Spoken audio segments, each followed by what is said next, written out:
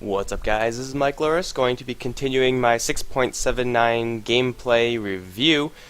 The last one had a couple of visual bugs, so it's probably best if you follow along with your own copy of the change notes. So that's going to be down below in the description box.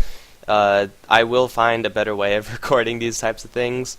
I haven't really looked into it that much because right now it doesn't really matter. No, not really. I mean, it's just me reading aloud, and you don't even have to be watching this video. It's just a pure audio file, pretty much.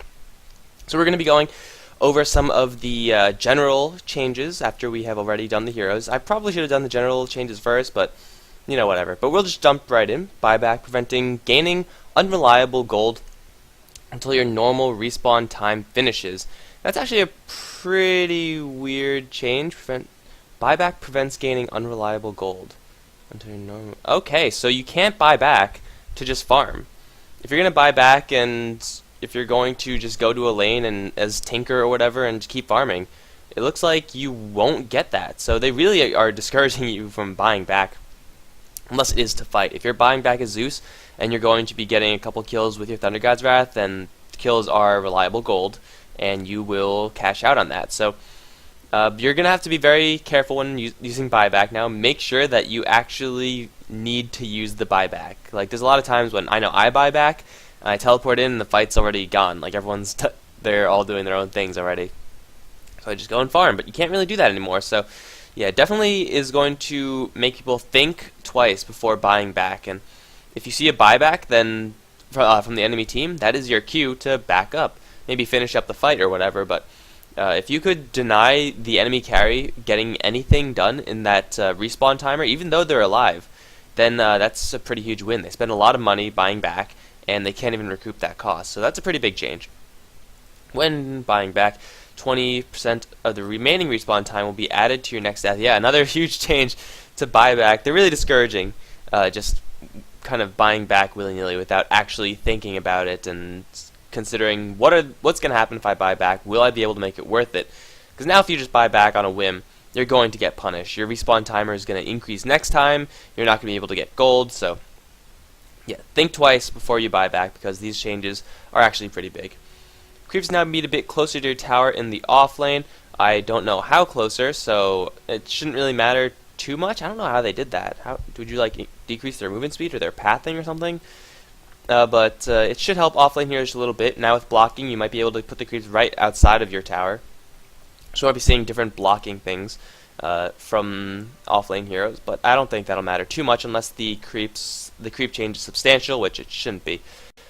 Range heroes now get the same denied experience as melee heroes. I always thought it was weird that they got different, but just making everything uniform, I think I do like that. I don't know if it was a limitation of the Warcraft 3 engine that made that happen. But just having everything being standard, I think, or having some things being standard, like this, like the dispel ability of some of the hero skills, like the fact that with this change, you have a couple of hero skills that you can dodge now, just like every other hero skill. So just making consistency like that is good. EXP increased, gonna help offlaners as well as supports just a little bit, but 100 range probably isn't really gonna make or break it. Moving on to the next block, we have non-ancient neutrals now split XP with all heroes in the AoE instead of just the team that killed them. So if you're going to be doing any creep jacking, then you get some of the EXP, but you don't steal it from them. Kind of dissuades like really intense creep jacking and denying pulls, but there is a lot of stuff about pulls, so I'm going to hold judgment on that until I go over the rest of them. Swaps the medium pullable neutral camp with the small camp. That is actually a pretty big change. So whereas normally you'll be able to pull golems, centaurs, those 4 satyr buddies, and what was the last one? Wolves. Now you can only pull small camps, which is a pretty big change. I don't even know how fast a small camp is going to kill a wave. If you have a full wave of creeps going into a small camp isn't going to last long at all. So you're going to have to master the art of double pulling. Assuming they haven't made any other camp changes, which speeding through it, it looks like they haven't. So yeah, double pulling is definitely going to be the way to go. If you actually want to continue with the 6.78 kind of gameplay of pulling, they're definitely kind of dissuading that, though. It seems like a pretty weird change. I haven't seen anything too weird with pulls. I think the real weird thing that they're trying to fix is the fact that teams are completely foregoing off lane. Like, there's 3 lanes, and if any team is only using 2 of them, that seems like a kind of weird gameplay thing. So I think that's what IceFrog.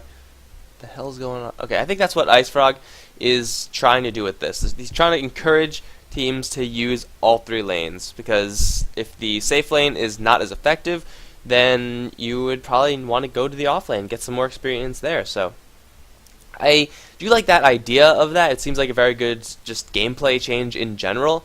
It's going to be very hard to get used to, because pulling is part of Dota, and it still will be a part of Dota. It will always be a part of Dota, but it's going to have to be with a couple changes.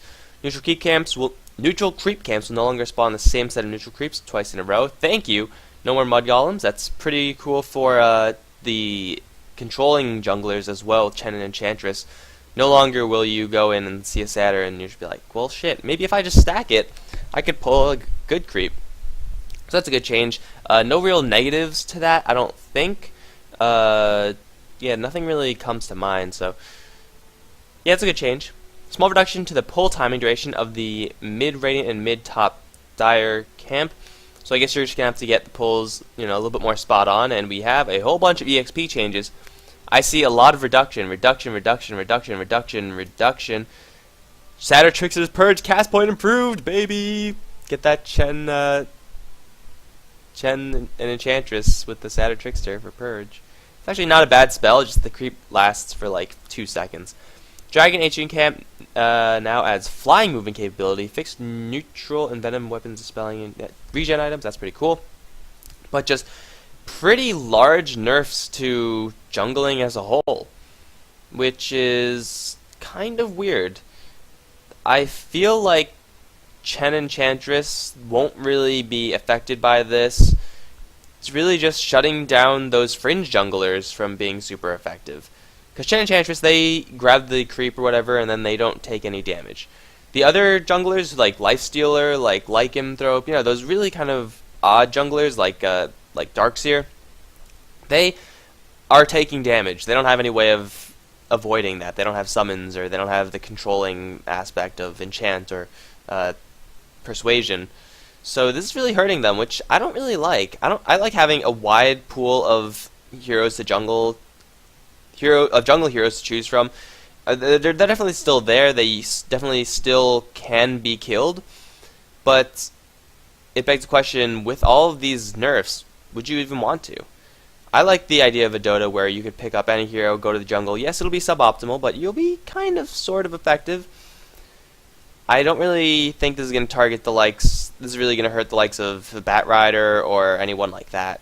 So I'm not too sure about these changes. The Dragon Age and neutral camps having flying movement is going to mean that you can't do any of that weird like Tinker jungling or Windrunner jungling or Mirana jungling where you just sit in the Radiant side ancient camp and shoot things and then they kind of get confused. Because then if you do that, the dragons will just fly over and then pretty much kick your ass. So I think that's a good change. Other than that, though, I don't really see a huge effect of that change, except for ancient jungling with those couple of heroes. So that is a good change, I think. It's really way too fringe, although it wasn't even a problem. No one really got caught out by that, unless you're really bad. Because if you don't see a Medusa on the map, well, she can only be one place, can't she? And then the Envenom Weapons debuff is also very nice. It's more of a convenience than anything else. Day-night length decreased from 6 minutes to 4 minutes. Falling heroes now have standard 800 night vision. So, unfortunately, off the top of my head, I do not know their previous vision. I'm assuming it was a little bit more. So, I'm guessing that's nerfs across the board. But day-night length decreased from 6 minutes to 4 minutes. That's actually going to have some pretty weird implications because of the time that observer wards last. If you look at observer wards, you'll notice that they last for 6 minutes. And that's pretty much it. You put them down at 0-0, or probably at 0-1. By the time the first nighttime hits, you lose your observer ward, and you have decreased vision. So nighttime is going to be that time where you are flying blind. Unless there's an observer ward change down below, which I'm just going to jump down and see. Excuse me. Observe ward. Oh, there is a change, but not the change that I was thinking. So yeah, observe wards are going to this is going to mean that you have actual ward coverage during the first nighttime. This is going to be a pretty large. Is it going to be good or bad? Well, if it's 4 minutes and you still have ward coverage, that means that it's a lot easier for people, for mid laners, to move around, and their vision shouldn't be impeded that much. So it'll definitely help the mid lane gankers. It'll definitely help them because they'll be able to make use of the enemy's reduced vision and try to get some effective gank going starting from the 4-minute mark instead of maybe the 6-minute mark, because they have decreased vision. It's a perfect time to just go around and try to find people pulling or something like that. So it is going to help mid heroes. It's going to make the lanes a little bit more pressured because you will have to worry about the nighttime gank coming a lot sooner.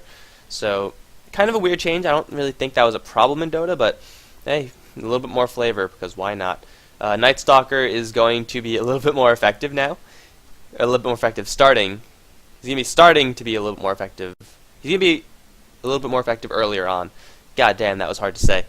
Because 4 minutes, you get that increased skill capability, but you're still probably going to be farming. I think the second nighttime is definitely going to be devastating for Night Stalker. The first nighttime is probably just going to be a farm fest unless you have weird support coming in. So there we go. Roshan will also respawn at random time between 8 and 11 minutes after death. When Aegis expires unused, it heals the hero fully over 5 seconds. I do like that change. I do like that change because you have the Aegis, you should get rewarded for it, I feel like, even if you derp up and don't use it. Having a full heal, even if it's, even if it may just be dispelled instantly, it's something, and I do like that. I do like that. The Roshan respawn timer kind of putting a little bit more emphasis on obviously not Roshan. If you can't predict when Roshan is going to come about, it's going to be so much harder to plan your pushes according to that. Of course, that would mean that heroes like Venomancer, Templar Assassin, anyone who could take control of a neutral creep, they're going to be a lot stronger because they could just park their wards or traps or whatever right inside that Rosh pit, and then they'll be able to see exactly when Roshan comes up. And then this nerf, although it's meant to kind of maintain a sense of mystery, isn't going to be that intense. I also think we might see, maybe, Dire Side using a courier to kind of scout that out, because couriers will be able to spot that. It is risky having your courier out of the base, but I think it might be worth it for that additional intel, so you're not wasting a hero's time always checking. I think that might happen. Starting gold increased from 603 to 25. Oh yeah, an extra 22 gold so you could buy nothing. Random gold bonus reduced by 50. Okay, gold for ending a killing spree changed from something to 1,000. Wow, 1,000 gold for ending a killing spree. Your gold income is now 1 per 0.6, up from 1 per 0.8. So you get a little bit more gold per second, which is pretty cool. You get a little bit more gold for ending streaks, which is pretty badass. It kind of makes it dangerous to get a kill streak. If you're an alchemist and you have a 10 kill streak, giving 1,000 gold if you drop, that's substantial. That's really substantial. And if you're a support and you're kill stealing these kills, that is incredibly dangerous to your own team, because you're getting these kills. You have a 10 kill streak. Like, let's say you're a CM with 10 kills. I know it's not realistic, but let's just say that you're going to die as CM. That's just going to happen, no matter how many kills you have, unless the game is over, which case doesn't matter. But you're going to die as that hero. You're going to be giving up a huge chunk of gold. Like 600 is already a lot. 1,000 is monstrous. So if you're a support, be careful about the kill steals. And if you're a carry, then make sure you play safe when you have a killing spree. So make sure you are in track of the kill sprees that you have. Starting gold increased as well. I don't really think that's going to matter that much. There's going to be moments where you could buy like an extra branch or something like that. 625, 250 for shield. It's not really going to matter that much. If you have courier for that and 200, it might matter. You could buy a little bit more if you are a support and you're opening up with a courier wards. No, it won't matter at all. I don't know what that's about. Maybe my math is just wrong. It probably is, but I'm not too sure about that.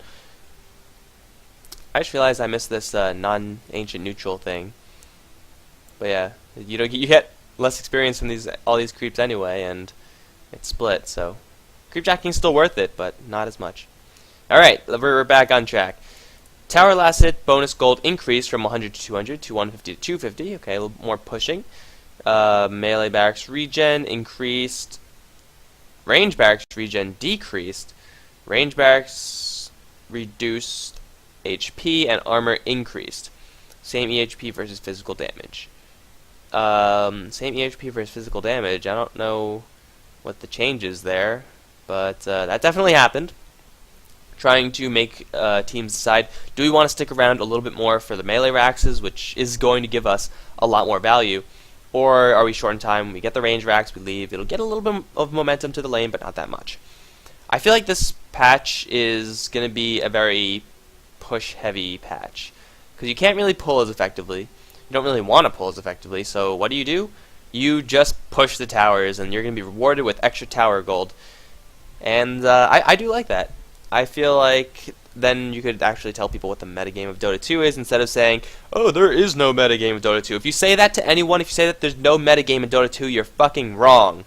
Okay? I hate it so much when people are like, well, there's no metagame in Dota 2. Are you kidding? Of course there's a metagame in Dota 2. That's why we never see Ancient Apparition. That's why we never see Bloodseeker. Because there's a metagame, and people realize that some heroes are stronger than others. My god, how could you possibly say that there's no metagame in Dota 2? Okay, that is, yeah, I hate when people say that. I really do. I really do. That just means that they don't know what metagame means, and that pisses me off. Alright, we're gonna move on. We're gonna move on, though. I think it's gonna, we might be seeing a little bit more pushing coming about, and hopefully it doesn't involve Broodmother, because I really don't like watching Broodmother. It's boring. Evasion now stacks diminishingly. That change is pretty good for the likes of PA, combined with the crit change. You will get some value out of that. Other heroes that have the evasion, it's not really going to matter all too much. I don't think. You could like stack butterflies, I guess, but that's expensive anyway. Spectre of Void should be untouched because his thing was always a triggered heal, or it was triggered heal in Dota 1. I don't know what the official name is called in Dota 2, but it does stack still, so that won't matter. Evasion, I guess they're just opening the door for Butterfly on a couple heroes, or Heaven's Halberd on a couple heroes. Shouldn't be that much. Even if you get like 5 talismans of evasions, you're not going to be hit, but you're still going to die. So I don't really see that change making any huge plays. Although I'm starting to see a couple buffs for Phantom Assassin. Phantom Assassin, TI4 carry, much like Morphling and TI2. Calling it now. Calling it now. When that happens, you look at this video and you say, yeah, Mike called it first. He did. Can no longer orb attack while attack restricted. I covered this a little bit during my last video. Definitely a large hit to the likes of Huskar, who would buy Ghost Scepter all the time and just go to town regardless. Small buff to the likes of, I believe, CM and what's his face, Treant Protector, both have the same mechanic in which you could root them with the Frostbite or the Overgrowth, and they'll still be able to orb attack you. So small buffs to them, which is nice.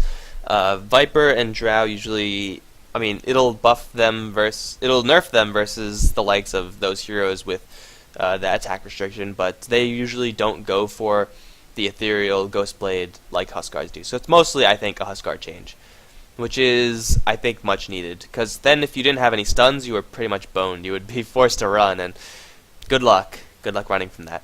Falling abilities no longer automatically ignore backswing time by default. I actually have no idea what that means. Were they ignoring backswing time? Yeah, I don't know. If anyone knows, I'll probably look at something and figure out what this means, but I haven't seen any huge problems with these. Maybe it's just a nerf to all these spells? I feel like it is. Because if they were ignoring backswing time, that means now they aren't ignoring backswing time, which means they take longer to cast fully. Which is a nerf to all these spells. Rupture, with the Bloodseeker change, well, it's hard to say, really. Malphus was a strong spell before. I think it shouldn't really matter that much. Gale, not going to matter that much. Stifling Dagger. Yeah, all these skills, I actually don't know. Flame Break might matter. If you're a Bat Rider, you kind of want to get all those spells out. Shadow Word, Power Cogs. Power Cogs might matter a little bit, because once you hook in, you want to cog up, and then you want to get the battery assault as fast as possible. If that takes a little bit longer, it may or may not matter, but I don't know how long the backswing timer is. So we're going to jump down out of that, go past all these heroes. I might do like a third wrap-up video because after reading a little bit more about these hero changes, some of my opinions have changed. Maybe I'll just like highlight the biggest changes or something like that. I might do that. That's a good idea. Alright, we're at the items now. Animal Courier. Movement speed increased 300, 350. He's going to be running like hell. HP increased from 45 to 75. That's a good change. That means that you won't be able to have your courier sniped with one auto attack. It'll probably take two. If they could hit for 75 at the stage where you still have a walking courier, then you kind of deserve it, because you should have been upgrading it. But just making the courier just a little bit more durable so that sniping the courier is not as hard, or is not as easy. Arcane Boots, movement speed reduced by 5. I guess the mana is very strong. I don't really know if this was a necessary change, but having the mana given to the team, as well as that much movement speed, I do think that's a decent change. Armlet of Mordigian. Is it Mordigian or Mordigian? I have no idea. Unholy Strength gain is provided over 0.7 seconds.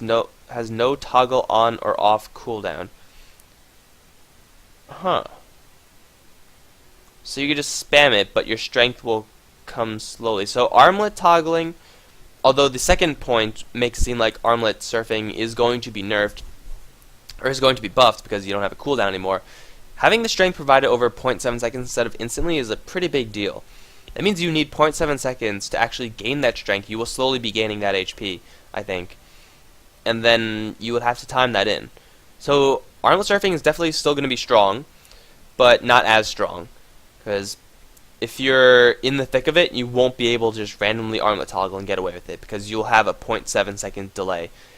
Doesn't seem like a lot, but it will matter. So be careful just a little bit when you're using your armlets. BKB recipe cost increased. They're really just starting to work away on that BKB, aren't they? Making it cost go down to 4 seconds, making it more expensive. Soon it's going to be like goes down to 1 second. Yeah, BKB, we hardly knew ye. But a small nerf, 75 gold, is going to matter in some certain fringe cases, but it's just going to make it a mild inconvenience for for heroes that do go for this item. Damage disable no longer ignores self-damage.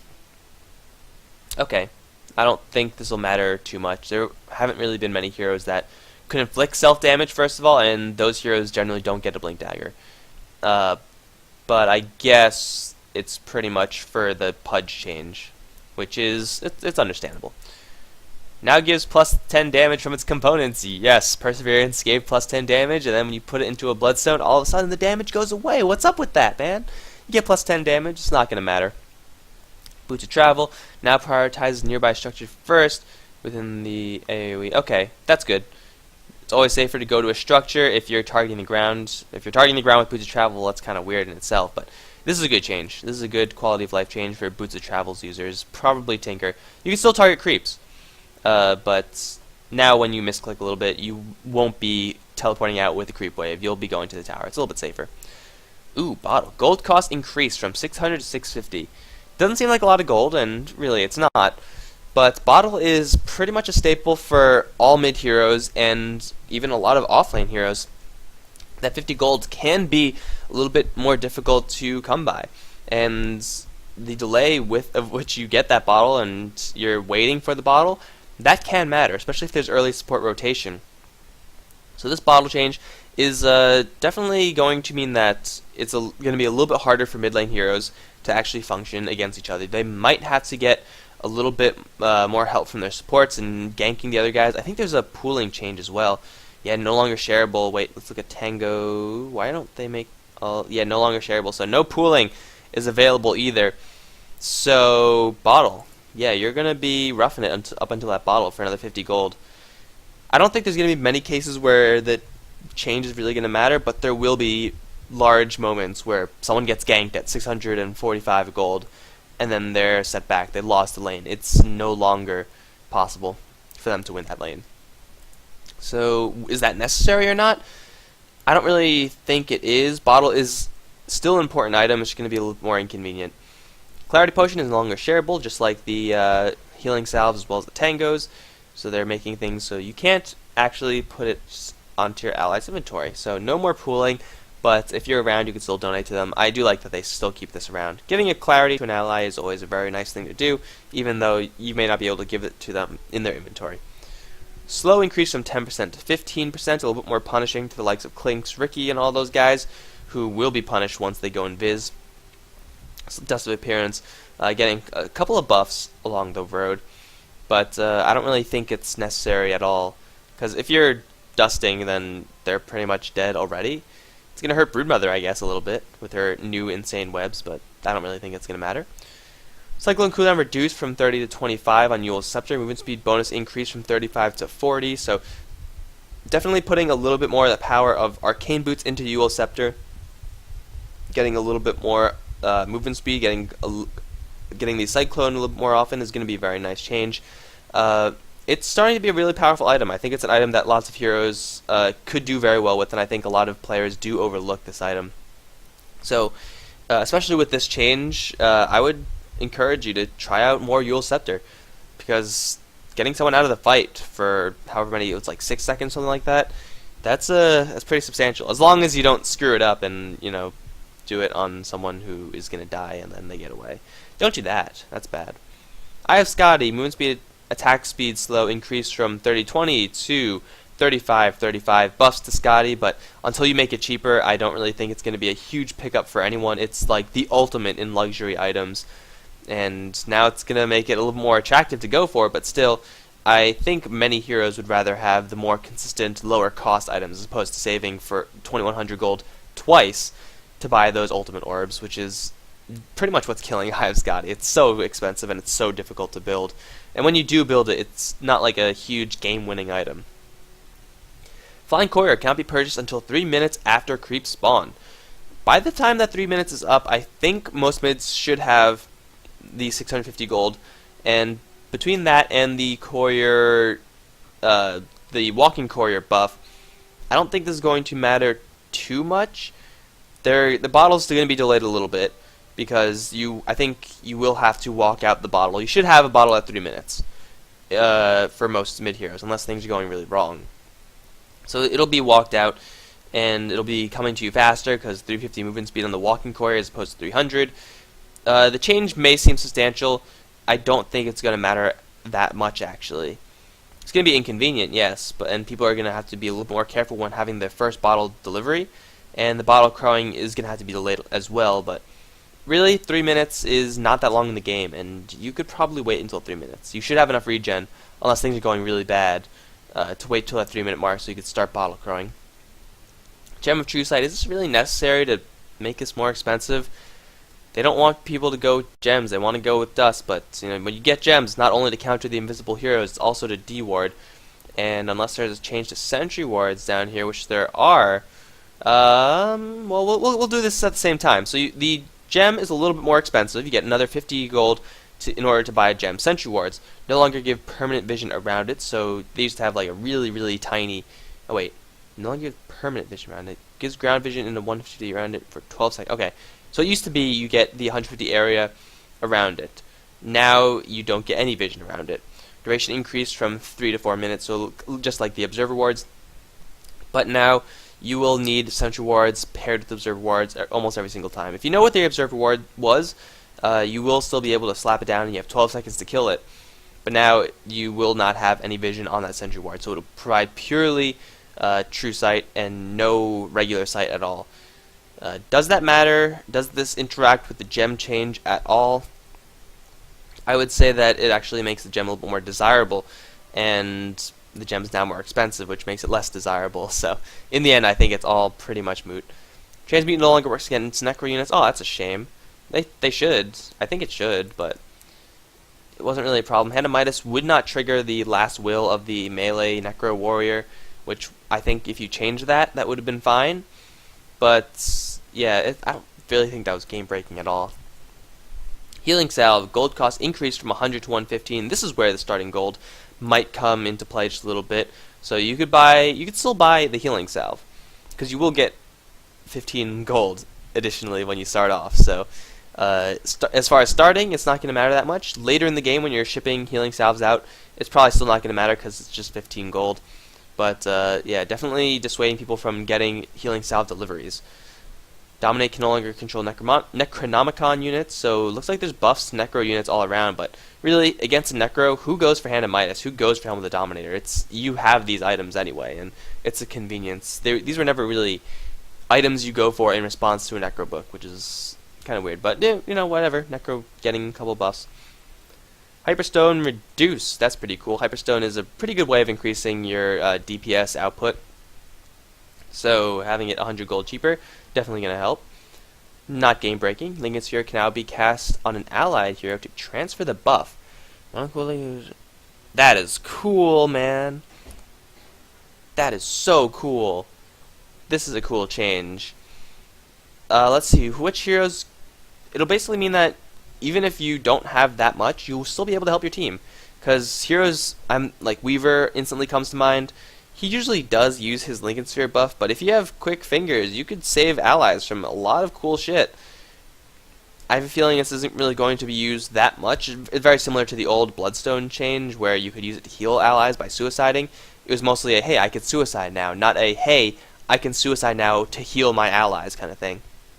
So I think a lot of people are going to forget about this. It's going to take a long time for this to catch on, but if you do make it work just once, you'll feel like a baller.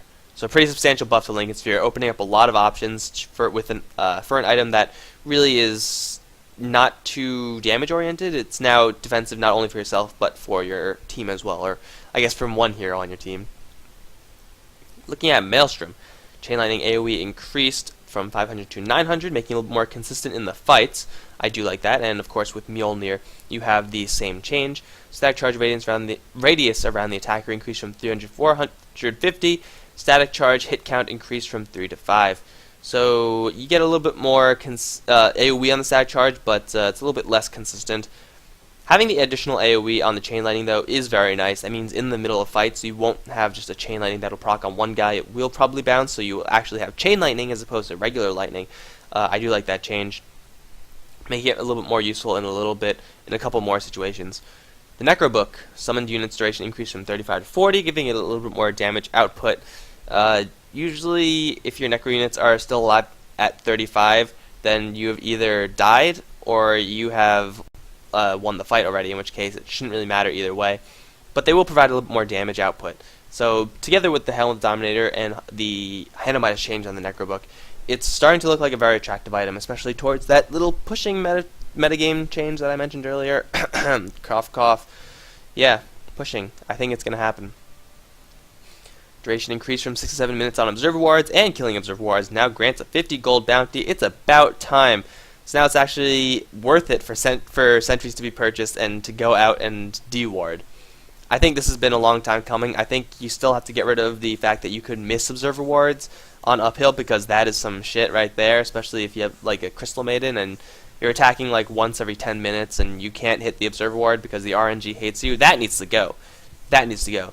But having gold bounty on Observer Wards, that is very, very nice, because now it's worth it to get the Sentry Wards. I mean, you'll be denying them range, which has no value. You can't, not value, no value. It's it has an unknown amount of value, but it does have value. But you also get 50 gold. So assuming you drop one Sentry Ward to kill one Observer Ward, you're going to be making up half of the, you do that twice, you're going to be making up half the gold you spend on that Sentry set in order to kill their Observer set. And that's pretty good. That's pretty good. In conjunction with having the decreased map control from the enemy, that's very much so worth it. Phase Boots, movement speed bonus reduced from 55 to 50, so just tweaking. What the fuck is wrong with me? I gotta go and drink something, hold on. Yeah, we're gonna twerk the Phase Boots, guys. That's happening. We're gonna tweak the Phase Boots, we're gonna tweak all the boots. Looks like the same change is gonna happen to the Power Treads. So just a general reduction of mobility across the board from all these boots. I think it's not going to matter that much. I mean, everyone's going to get them. So in the end, everyone is nerfed. And if everyone's nerfed, then no one is nerfed, right? Barrier AoE increased from 500 to 900. This is a good change. And make sure that you hit your entire team and your entire wave with that pipe when you remember it. It's not really going to matter too much in pro games. Pipe of Insight is an item that generally takes the backseat to the mech and stuff like that. But now that you do have that AoE increase, once you pop it off, you're pretty much guaranteed to hit your entire team. It's a nice change. Burn damage AoE increased up 50. Not a huge deal, I don't think. It's not. There's very few times when you're like, hey, I wish this AoE was a little bit further so I could burn that guy who's running away. It just guarantees that in the fight you're going to be hitting more people, which is a nice buff. But not game breaking in any way. Refresher Orb, same thing as the Bloodstone, so Perseverance finally getting its due, getting that plus 10 attack. No, this is Quarterstaff. Refresher Orb already gives damage. This is the, not Quarterstaff, I guess it is Quarterstaff / Oblivion Staff attack speed that you get from jamming into the Perseverance, and of course making an orb from that, because that makes sense. So just making it a little more consistent across the board, which is nice. Rod of Atos, cripple cooldown reduced from 16 to 12. Rod of Atos is another item that I feel a lot of heroes could benefit from and is slightly overlooked by many. They're going to slowly buff it until people realize that it's a really good item. But it's still, I think the most important fact about Rod of Atos is that it has a Vit booster in its construction. And Vit boosters are really good. Health is always really good, especially if you're an intelligence hero, because Vit booster plus intelligence, that's a good combination. Movement speed bonus increase from 12 to 16. So we have boot nerfs across the board, but Sanjayasha and Yule Scepter buffs across the board as far as movement speed is concerned. So maybe they want to encourage heroes to go for these kind of fringe movement speed items. And I do like that. It forces a couple more items to be considered. Sanjayasha is another item which, well, I think it's pretty bad, but it's slowly getting buffed, and they're going to keep buffing it until people realize that it's really good. And then it's going to be way too good, and they're going to have to nerf it again. That's what's going to happen. But, yeah, forcing heroes to buy additional items for movement speed as opposed to relying purely on the boots is a good way to progress the game, in my opinion. I already covered Sentry Ward, so we're going to be moving right along to the Shadow Amulet. Fade delay reduced from 2.4 to 1.8. I used the Shadow Amulet effectively like twice. It might have been recorded as well. But I just like sat there in the Shadow Amulet, waited until someone came by, and then just popped them. It was great. Now, I could do it a little bit more, but yeah, if you're in the heat of battle, you're probably not going to be using Shadow Amulet, because 6.6 seconds is a pretty good reduction, but still, they know exactly where you are. You might be able to get some juice with it, which I'm sure will happen. There will be more Shadow Amulet juice, which is nice, because the item before is pretty shitty. Shadow Blade, Shadow Wall cooldown increased from 18 to 28. More nerfs. I think Alchemist got hit pretty hard with the nerf bat.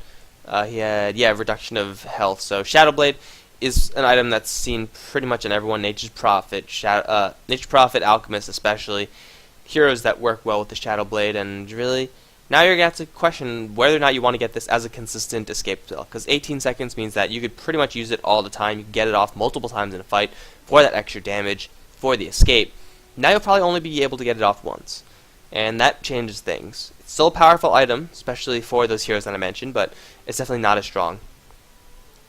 Smoked units are now always hidden until the buff is removed, rather than being hidden only from minimap and partially from world. I don't know what this means. I have no idea what this means. I have no clue, guys. If you know what this means, then let me know.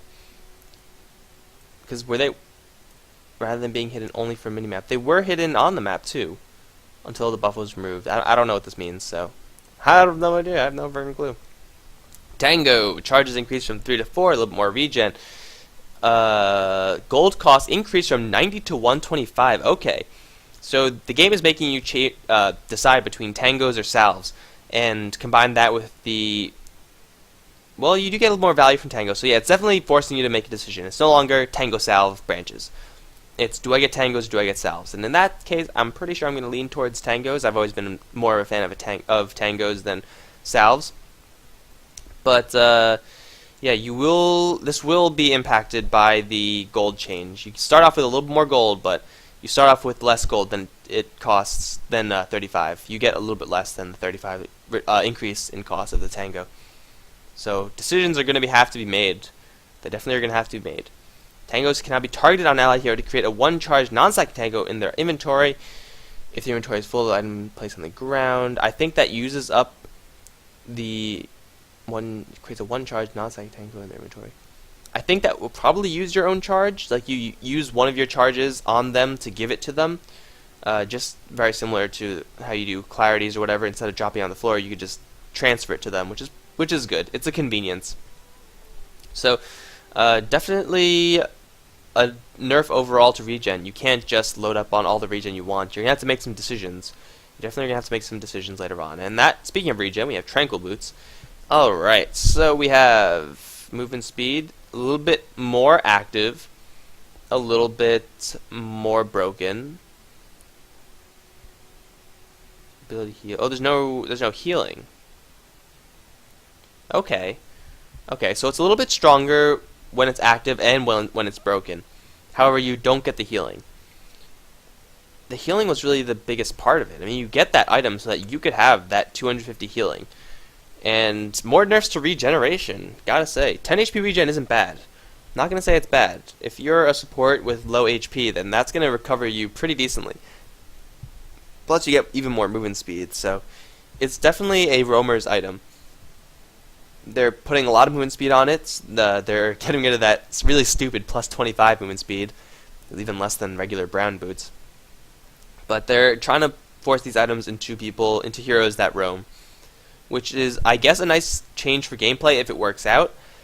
But losing that heal is a pretty big hit to the tranquil boots. It will still have its place, though. It definitely will, because it's just so cheap. And it cannot be disassembled, though, which means that it's would you really want to disassemble this? I don't really think you do. So no longer will we see, OD getting this. I don't think you're going to be seeing heroes who usually disassemble this or on the off lane. When you go for tranquil boots, it's because you want to roam, and that's going to be it. So other laning heroes, they're going to have to make a decision. Oh, we're almost there. Urn of Shadows. We have soul release cooldown reduced from 10 to 7.